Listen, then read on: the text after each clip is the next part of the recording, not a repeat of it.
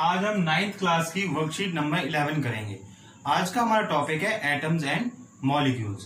तो इसे समझने से पहले अब हम एक बार ध्यान दें कि यदि हम किसी चीज को डिवाइड करते हैं या उसे तोड़ते हैं तो एक एक्सटेंट के बाद हम उसे फर्दर डिवाइड या तोड़ नहीं सकते या उसे और छोटा नहीं बना पाते। उसी तरह से यदि हम एक मैटर लें या कोई भी चीज लें तो उसको भी यदि हम फर्दर डिवाइड करते रहें तो एक एक्सटेंट के बाद उसे और छोटा नहीं किया जा सकता।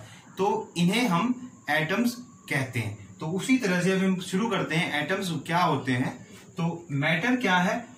एटम क्या है? Matter is made up of small particle which is known as atom. Atom is the smallest building block of matter. जो एटम है वो किसी भी मैटर का सबसे छोटा बिल्डिंग ब्लॉक होता है, यानी कि उन्हीं को मिलाकर या उन्हीं छोटे छोटे पार्टिकल्स को मिलाकर हमारा मैटर बनता है। जो एटम है वो वेरी स्मॉल होते हैं, बहुत छोटे होते हैं। वो इतने छोटे होते हैं कि हम उसको किसी भी अपने आसपास पाने वाली चीज के साथ कंपेयर नहीं कर सकते। यदि हम सोचें भी कि हम कोई एक सबसे छोटा मैटर अपने आसपास देख रहे हैं तो वो हमारा एटम से बहुत बड़ा है या एटम उससे भी बहुत छोटा होता है।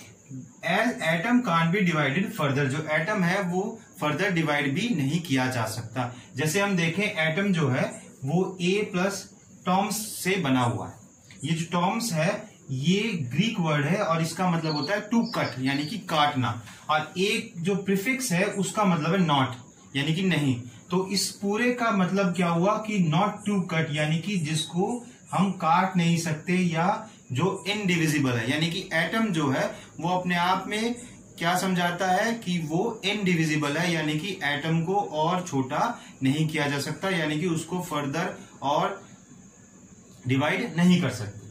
तो atom are spherical in shape. जो एटम्स हैं वो गोलाकार होते हैं, they are spherical in shape. Therefore size of an atom is measured by its radius. इसीलिए उसे हम रेडियस से मापते हैं। और रेडियस जो है हमारा एटम का is measured in terms of nanometre, यानी कि 10 to the power -9 metre. 1 nanometre is equal to 10 to the power -9 metre, यानी कि हम इसको 1 और यहां पर हमारे पास 9 जीरो होंगी, 3 4 5 6 7 8 9, ये हमारा 1 नैनोमीटर के बराबर हो।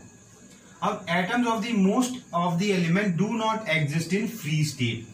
जो बहुत लगभग एलिमेंट्स के जो एटम्स होते हैं वो फ्री स्टेट में अवेलेबल नहीं होते, इसीलिए atom is chemically very reactive. क्योंकि वो फ्री स्टेट में अवेलेबल नहीं है तो वो केमिकली बहुत रिएक्टिव होते हैं और आपस में रिएक्ट कर जाते हैं। तो जैसे हाइड्रोजन एटम है, ऑक्सीजन एटम है, नाइट्रोजन एटम है, ये हमारे अलग अलग एग्जाम्पल है एटम्स। इसके बाद हम पढ़ते हैं मॉलिक्यूल। जैसे अभी हमने बात की थी कि atoms are very highly reactive in nature. ये बहुत रिएक्टिव होते हैं, ये फ्री स्टेट में अवेलेबल नहीं हो सकते, इसीलिए आपस में ये रिएक्ट करते हैं, कंबाइन हो जाते हैं। तो उसी तरह से molecules are found by the combination of 2 और मोर एटम्स। जो ये मॉलिक्यूल है वो कैसे बनता है? एटम्स जब केमिकली कंबाइन हो जाते हैं, आपस में केमिकली कंबाइन हो जाते हैं तो मॉलिक्यूल बनाते हैं। यानी कि ये मॉलिक्यूल कैसे बनेगा? किसी भी एलिमेंट के एटम या एक ही एलिमेंट के बहुत सारे एटम या दूसरे एलिमेंट्स के एटम्स जब केमिकली कंबाइन हो जाते हैं तो वो मॉलिक्यूल की फॉर्मेशन करते हैं। जैसे हमने यहां लिखा है atom plus atom form a molecule. अब इसमें ये जो एटम है वो सेम एलिमेंट के भी हो सकते हैं या डिफरेंट एलिमेंट्स के भी हो सकते हैं। जैसे कि हम मान लें ये सेम एलिमेंट का माने तो ये मान लें ऑक्सीजन का एक एटम है, ऑक्सीजन का दूसरा एटम, हमारे पास क्या बन गया? ऑक्सीजन का एक atom plus oxygen second atom और हमारे पास बन गया ऑक्सीजन का एक मॉलिक्यूल। उसी तरह से ये एटम प्लस एटम दूसरे एलिमेंट्स के भी हो सकते हैं, यानी कि किसी एलिमेंट का दूसरे एलिमेंट का हो। जैसे हमने यहां पर एग्जांपल ले रखा है H2। ये हाइड्रोजन और ऑक्सीजन के एटम आपस में मिलके एक वाटर का मॉलिक्यूल फॉर्म कर रहे हैं। तो इसका मतलब मॉलिक्यूल कैसे बनेगा? By the chemical combination of atoms. अब यहां देखें 2 atoms of hydrogen react with 1 atom of oxygen to form 1 molecule of water. ये हमने देखा कि कैसे हाइड्रोजन के एटम और ऑक्सीजन के एटम केमिकली कंबाइन होकर एक पानी का molecule, 1 molecule of water form करते हैं। एक बार हम रिलेटिव साइज देख ले डिफरेंट टाइप ऑफ मैटर्स के कि क्या क्या रिलेटिव साइजेस है, ताकि हमें अंदाजा हो जाए कि एक्चुअल में एटम जो है वो बहुत छोटा होता है। तो atom of hydrogen, hydrogen atom का जो साइज है वो क्या है, 10⁻⁻10 मीटर, इतना छोटा है, 10⁻⁻10 मीटर। जो एक वाटर मॉलिक्यूल है उसका जो साइज है वो है 10⁻⁹ मीटर। Sand particles 10⁻⁻4 metre. और जो एक एंट है यानी कि चींटी, उसका साइज जो है वो क्या है, 10⁻⁻2 मीटर। तो आइए अब एक बार हम अपने वर्कशीट के क्वेश्चंस को सॉल्व करते हैं। तो हमारा पहला क्वेश्चन है, what are atoms and molecules. Atoms और मॉलिक्यूल्स क्या हैं? तो एटम्स क्या है, atom are the smallest building blocks of matter. Atom क्या है, एक स्मॉलेस्ट बिल्डिंग ब्लॉक है हमारे मैटर का, ये सबसे छोटे पार्टिकल्स हैं, they are very very small particles. And what is molecule? Molecule क्या है, when atoms of same element और different element combine chemically are known as molecules. हमें एग्जाम्पल के साथ एक्सप्लेन करना है। तो एग्जाम्पल के साथ हमारे पास ये हो गया हाइड्रोजन एटम, ऑक्सीजन एटम, और यदि मॉलिक्यूल का एग्जाम्पल देना है तो हम यहां पर दे सकते हैं किसी भी एटम को, यानी कि oxygen atom plus oxygen atom becomes a molecule of oxygen. Second are fill in the blanks. The size of atoms are measured in dash. तो size of atoms are measured in nanometer. तो हमारे second question के first का fill in the blanks में क्या करेंगे, size of atoms are measured in nanometer. तो पहले का क्या आएगा, nanometer.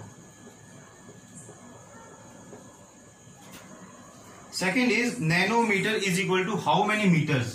Second is 1 nanometre is equal to metres. कितने मीटर्स के बराबर होगा? तो 1 नैनोमीटर का मतलब है 10⁻⁹ मीटर्स। इसका मतलब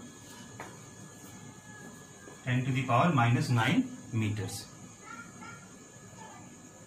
third is water molecule is equal to dash metre is equal to dash nanometre.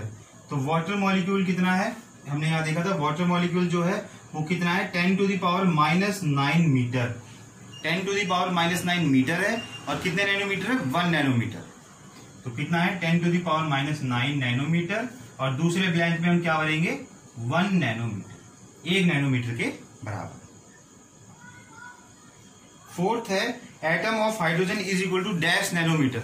Atom of hydrogen is equal to 10⁻⁻10 metre, और हमें बताना है नैनोमीटर में। तो 10⁻⁻10 metre is equal to 0.1 nanometre. तो इसका मतलब एटम ऑफ हाइड्रोजन का जो साइज है नैनोमीटर के अंदर वो क्या हो जाएगा, 0.01 नैनोमीटर। थर्ड क्वेश्चन है, नेम एनी 3 एटम्स। किन्हीं भी 3 एटम्स के नाम लिखने। तो अभी हमने पढ़ा भी था, कोई भी 3 एटम्स के नाम लिख सकते हो आप, carbon atom, oxygen atom, nitrogen atom, hydrogen atom, etcetera.